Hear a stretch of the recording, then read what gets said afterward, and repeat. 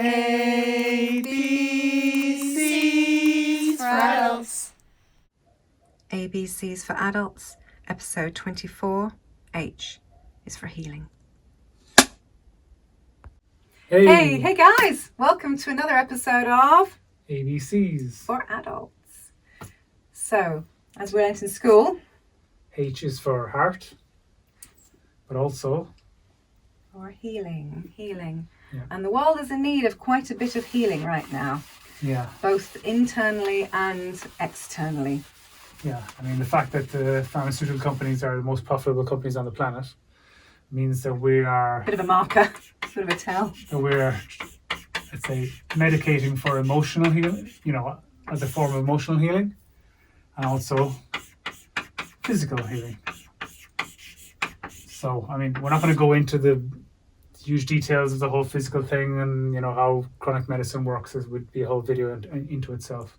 But suffice to say is that we're treating the symptoms of physical ailments rather than the actual underlying cause. Yes. And emotionally, I would say the same. We're treating aren't we? We're exactly doing that. We're looking at what symptoms are flashing up or what lights on our car are flashing up on the car dashboard without realizing, okay, why is that alarm but we're sounding? putting a tape over that. Yes, we're taping. light. Exactly. That's what medicine is at the moment, is we're taping over the alarm. So it's just it's like that whack-a-mole. You hit one and another one pops up over there. Yeah. Usually we're not talking about emergency medicine, obviously. No, that has its place. life-saving. It's lyrical, get your arm chopped off or whatever, blah, blah. You go to the emergency room, something has to be, that kind of stuff is amazing. That's real medicine.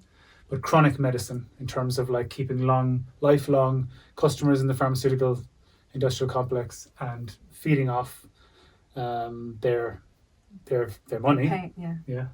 Pain. The pain, rather than actually fixing the problem.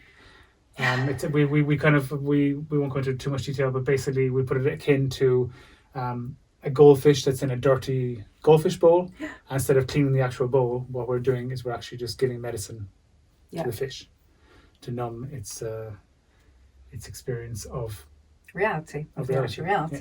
So, but yeah, there are some interesting videos that we'll do on that in the future.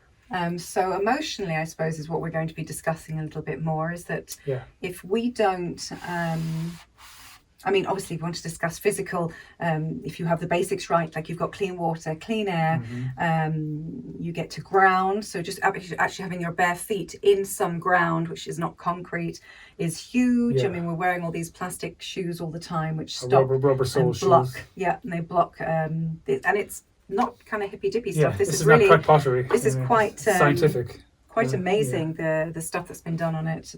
Even just 10 minutes of grounding can affect your red blood cells and how they don't clump together. You can take a blood slide and see how red blood cells are coagulating or clumping a little, and then you do 10 minutes of grounding and you take a heel prick or a tiny piece of blood and put it on a slide and examine it, and you'll see that all the red blood cells are just they've got negative charge and they're pushed away from each other, and the blood is flowing really a lot. It's very interesting. Grounding is amazing. Another thing which is fantastic is a bit of kind of herbal teas, just herbal medicine, essential oils, massage, all these different kinds of new age practices, which have been done for thousands of years. So it's so funny that it's been called new. Like pre-1912, it was the most, that was the way that you cured people, was actually going to the symptoms and not the symptoms, the opposite, going to the root cause of illness and treatment. Trying to look at the basics. Like a lot of people, when they bring their pets to the vet, the first thing the vet says is, what's their diet? What have they been eating? And we don't kind of do that. We're not having a good diet. We're eating too many chemicals, basically. Yeah. We're not having enough movement in our life. We're having terrible sleep. We're kind of stuck to screens and that kind of energy of EMFs too much. Yeah. And we're not doing enough meditation and mindfulness. Sorry, go on. No. I'm saying it's not our fault or anything. No, it's literally we've been brought. We've fallen into it because that's what we're being told. We've been corralled. We've been corralled into this one direction, and it's not actually helping us. And there are so many alternative medicines out there. Well, physical will end with that, with there's sound frequencies as well, which is really quite phenomenal. But if we're talking about mental sickness, mental illness, mental stress, strain, anxiety, the whole spectrum, it can be very severe or it can be bouts and emotional weather that tends to cloud our vision and our perspective of life and our reality, that can be eased with just some simple self-reflection, meditation, looking at what it is you are. Like, what are you? What do you want from life? You've been told you're this person through your age, through your sex, through your maybe creed and religion and race. But what are you? What actually are you? You're not just your habits, and you're certainly not your preferences. You're not just what you do or say or even think, because as we know, our thoughts are provided to us. So what are you? Just going and saying, oh, what am I? What am I? Not just who am I, because then you're trying to find an identity, but what am I? What being am I? And what is it I actually want? But even turning off the question of what am I, and just feeling yourself, like feeling. Because just feeling. Because we don't feel anymore. We stop feeling. Yeah. Just being with yourself. Mm-hmm. So either way, you kind of got like, this is supposed to be a beautiful person. Amazing. And like, all of these things that are affecting us are putting us out of whack. So you're going just over to this side or this side. And the human body has a vast intelligence available to it. I mean, we replace 1 million cells every second. Imagine the intelligence. Imagine the kind of times scale that the body is working on compared to ours up here in the macro world. We're so slow. We're so slow that it's just phenomenal. Like, what would you call it? You can't say machine because that's totally untrue. So we've been compared in the past to machines, but I know it's not. It's so much more complicated than that. Just being. It's just a being, and basically you have a situation where things are getting out of whack. And all you have to do is just nudge it. Your body's trying to find equilibrium as much as it possibly can. And that's why you'll get pains here, blah, blah, blah. It's your body going, you're using this too much, you're not doing this in the right way. That kind of thing. So you just basically, any of these healing mechanisms are just in order to nudge the body back. And once you start nudging it back into the center, the intelligence of the body will take over for you and heal you naturally. Yes. But just like a physical wound, if we're going to talk physical, it has to be cleaned and washed through before it can start to heal.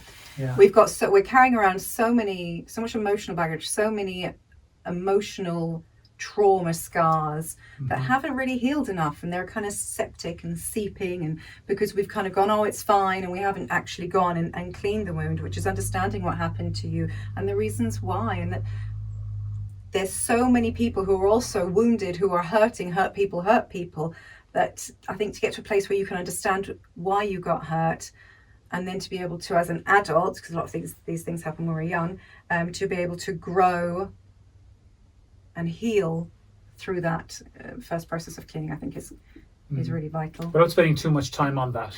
No, you can't dwell on it. You can't dwell on it, because then identify then you form an identity about it as a victim. Yeah. And it can be very hard to get out of the victim mode. Yeah. But you'll never get anywhere if you stay in that mode. You'll never heal. So it's basically just kind of like analyzing it, go have a look, and then go, okay, I understand why things happen to me this way, and why that person was the way they were, and why that they injured me in this way, physically or emotionally, whatever, blah blah blah. And then you have to eventually leave it, because if you're carrying the weight of that, it just sickens you. Yes. No, it does. Yeah. And I think that... And you have to be obviously very brave. If someone, and the more extreme the pain has been, the more of a release you're going to feel if you do dare to let that weight go. And it helps a lot also to find like-minded people, or people that you just love and that are close to you. I think through empathy and understanding, those are superpowers when we're trying to bleed out the poison that we've kind of kept inside us. So a lot of healing happens through connecting with people. So if you feel that you know someone who's in trouble, or that you feel like they're not quite right, just to really kind of help them. Well. There's also amazing groups and organizations that are there to help heal. I think that the first thing is, just like the anonymous meetings, all of them, is really realizing that, hold on, there is this kind of healing that has to be done inside of me, and that's the first step. And those groups are so amazing, and people really do transform their whole lives because they're actually being forced to put a spotlight on themselves and why they're acting the way they're acting and what they're doing, and find that, sniff out like a sniffer dog, what's the root cause of that and why am I acting this way. I think they're so powerful to do with any kind of addictions, and that's what we're doing, is we're self-medicating. So even if we're not doing it from big pharma, we're still self-medicating with all these mirage of different things like we've discussed many times. Yeah. And also another way to help heal, I think, is through expression. So you're expressing yourself obviously to get all that stuff out, but through kind of creative expression. That's why so many artists are tortured. Or painting a painting, or singing a song, or whatever. Or baking a cake. It doesn't matter what you do, but making something. Or writing. Or interacting with the environment outside, or being creative, cooking. Yeah. Just having that feeling that you are expressing yourself, I think is really important. Very cleansing. Yeah. So, And we could go on with this forever. I'm just thinking we should There's so many different healing modalities, like sound frequencies they're starting to find now are having effect on, because we are all energy at the end of the day, that sound frequencies affect. Yeah, that's pretty cool what they're doing. You know, it can be very healing, and like, you know, this thing, the pet therapy, obviously being, because animals are very much in the moment. They're not worrying about the past or the future, so that they tend to ground you and bring you into the moment. Their energy vibration is very so it's effective in a good way. It infects you and takes you in to their moment. And obviously, like, you know, there's so many different therapies out there that can be looked up, but the main thing is that we are all in need of emotional and physical healing. And, you know, getting to the source of the emotional and physical healing is the most important thing, and because then it could be addressed rather than always covering it up with you know, distractions of any kind. Shiny things, and just shiny things have their place, of course, but not always. You know, not always. Not as a way to sidestep. Because you're depriving yourself. The elephant in the room, you know. Yeah. Don't deprive yourself of the healing. And when we're healed, we feel so much stronger when we're feeling no longer sick, no longer ill, no longer tending to this fragile wound. And in that way, we help to heal other people. Yeah. Because they can kind of soak up your frequency as well. And you know where they've been. You know, excuse me, you know where they've been. Exactly. Do you want some more? Oh, okay. Thank you. Okay. Should we leave it at that then? I think we should leave it at that.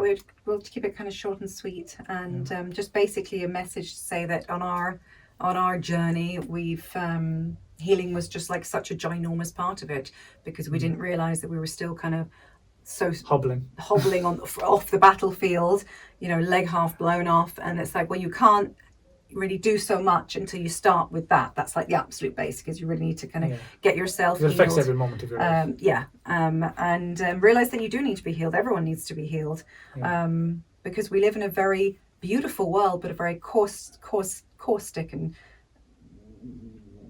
there's poisons coming at us from it's a very hard direction. Whether it's energy poison, emotionally or physically. So hang in there and find your way of healing, find your healing vibes, even if it's a number of things, and know that every single other human being is in the exact same boat as you. I'm trying not to give yourself too much of a hard time while you're doing it. All right. Guys, again, thank you so much for being with us. Appreciate it so much, and hope that this video has helped you on your healing journey. Bye for now.